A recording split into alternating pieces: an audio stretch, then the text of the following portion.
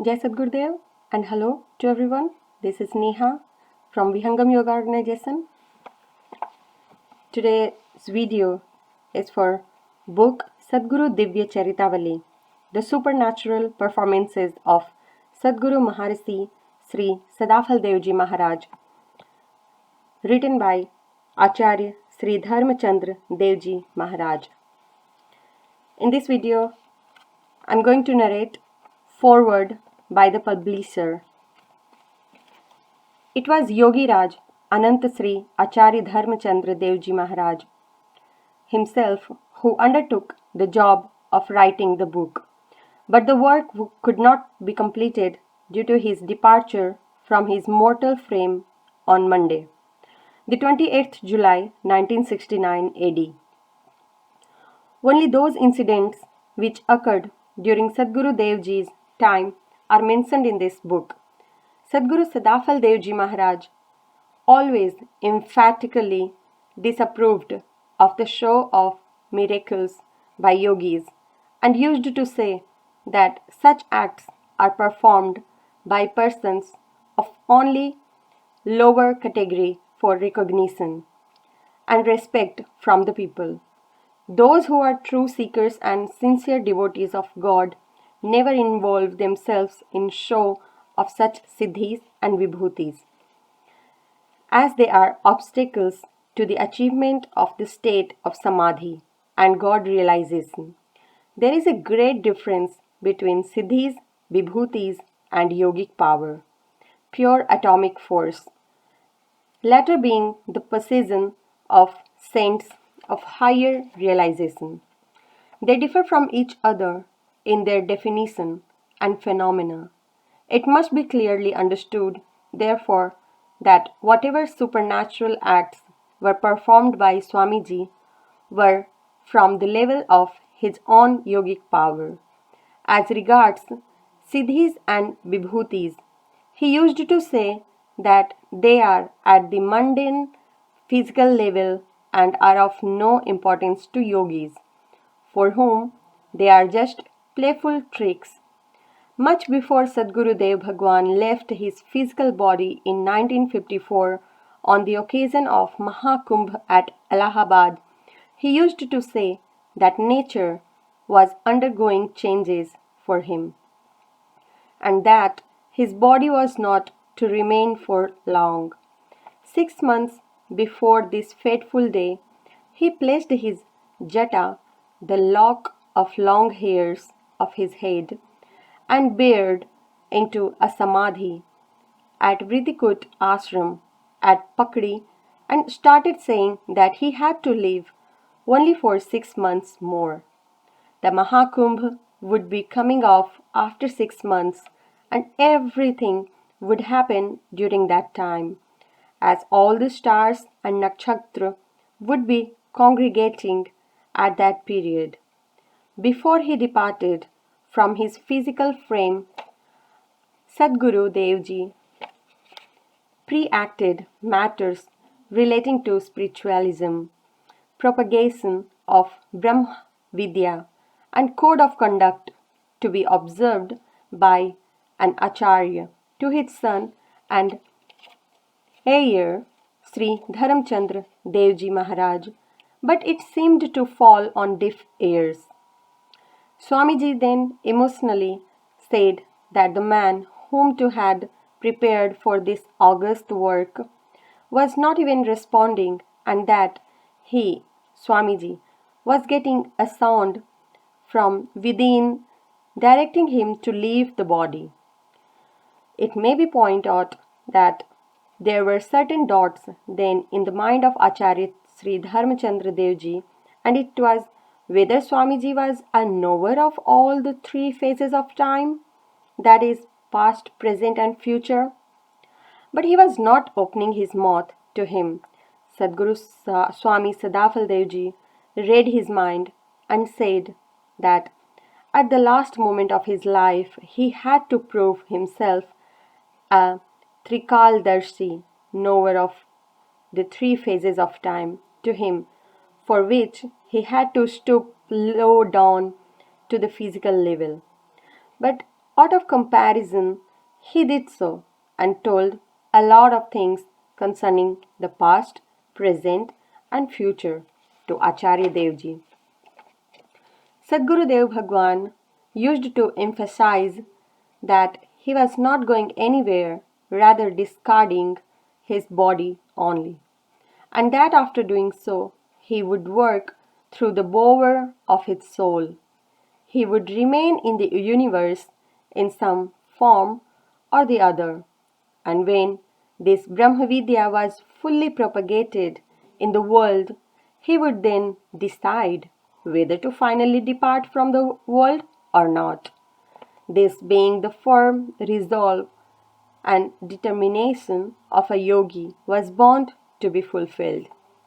Sadguru Dev Ji used to emphasize that a true yogi, a true guru, is a giver of direct knowledge and not just a preacher as such. No one can become a guru by just being a scholar and a man of learning, but the one fittest heir through whom the flow of the full knowledge of the guru passes and is preserved in gets the supreme position of a Sadguru. Swamiji said that he examined many persons of different types, such as sadhus, saints, householders, and sannyasis, but in none of their impure bodies did he feel like passing of the full flow of his sacred knowledge. It must be borne in mind by the readers that Swamiji had prepared innumerable number of sadhus and saints, but finding none of them to be suitable successor to such a supreme position, he finally decided to hand over the reins of his Sant Samaj to Acharya Sri Chandra Dev Ji by passing into him his entire spiritual knowledge. Swamiji told Acharya Dev Ji Maharaj that since his body had been created out of his own person, it was therefore that he could know all the secrets. It is said that the very touch of parasmani converts iron into gold, but it does not convert it into parasmani itself. It is also said that the true of a famous sandalwood named Malyagiri makes all the trees near it smell like itself, but it produces only one of its kinds. Similarly, though a Sadguru prepares innumerable sadhus, saints, and sannyasis, but he exalts only one to his position and makes him the Sadguru. Once Sadguru Dev Ji Maharaj had gone to Sunyasikhar ashram in the Himalayas, and Sri Acharya Dev Ji was stationed at Adhyatmik Press at Gaya and was engaged in the publication work of the monthly magazine named Sadguru Sandesh and books written by Sri Swamiji Maharaj. It was at that time that Acharya Ji wrote in a letter to Sri Swamiji that he was busy day in second day out with the work of the press and was not getting time for bhajan even, remembrance of God.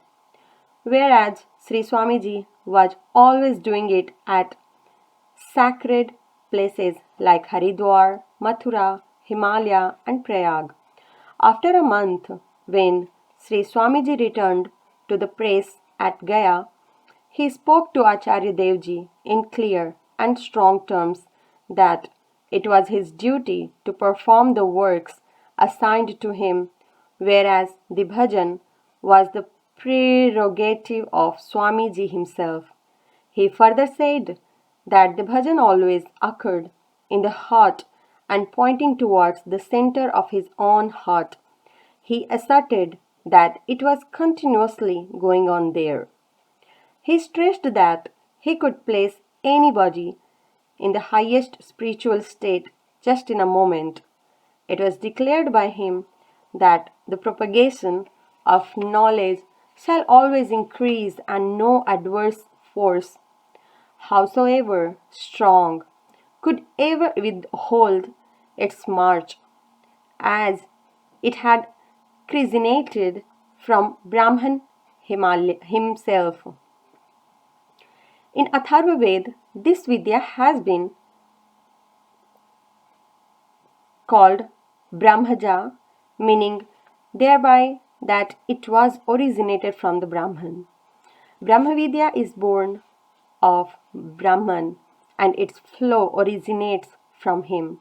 It is propagated in the world by the Sadguru. It cannot be suppressed by any power, howsoever mighty it might be. The soul of Sri Swamiji is present even today. I myself and all other sincere devotees are always getting his grace and guidance, and I am confident that the scheme of the propagation of this Brahman, this Brahmavidya throughout the world, which has been envisaged by Sri Swamiji Maharaj, is bound to be completed. He had said that the entire world would come under its canopy in the third generation of the Sadgurus.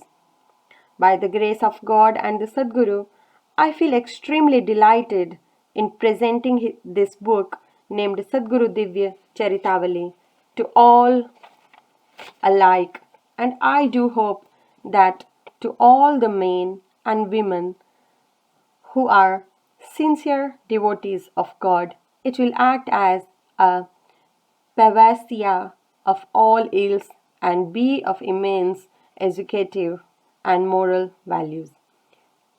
Here to Sadguru Acharya Sri Swatantra Dev Ji Maharaj, Britikut Ashram, September 1976.